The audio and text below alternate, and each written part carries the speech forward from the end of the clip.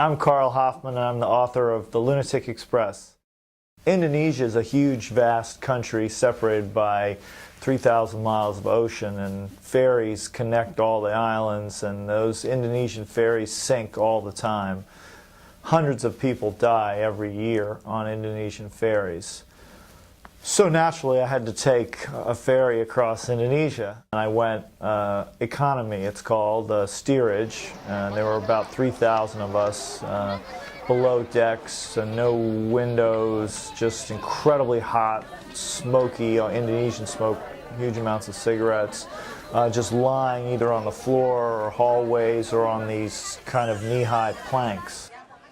Late one afternoon, I came down from being up on deck into my cabin, which was really just one vast room full of bodies and heat and trash and garbage and smoke. And there were just sort of at the planks next to mine were these 9 Papuan roughnecks coming off of an oil well in Brunei.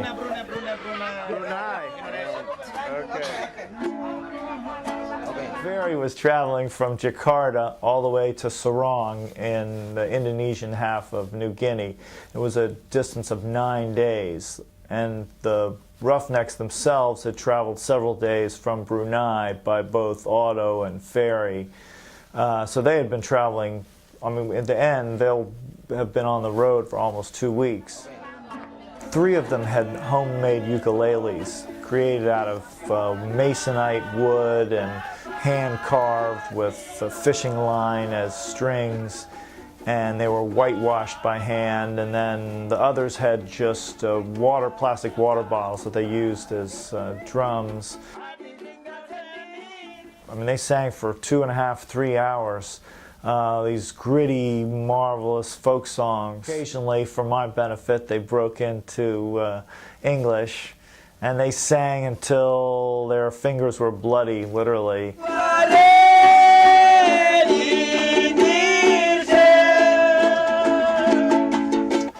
One of the things I talk about in the book is kind of a whole reevaluation of my sense of what affluence is and means.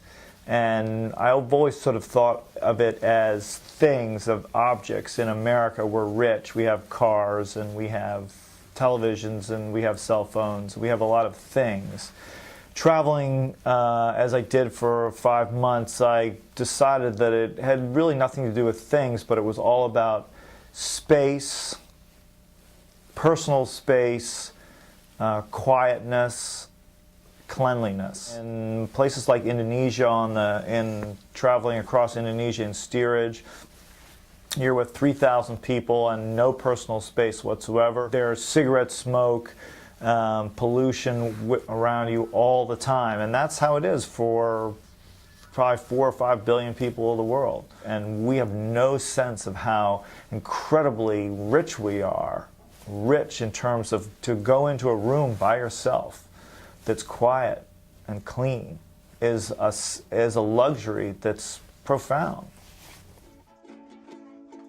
I think a sense of loneliness and alienation that a lot of Westerners feel, people who sleep in piles don't feel. They have other problems, they have other issues. They yearn for that privacy and that space and that affluence, but they have a much, much more powerful and profound sense of community.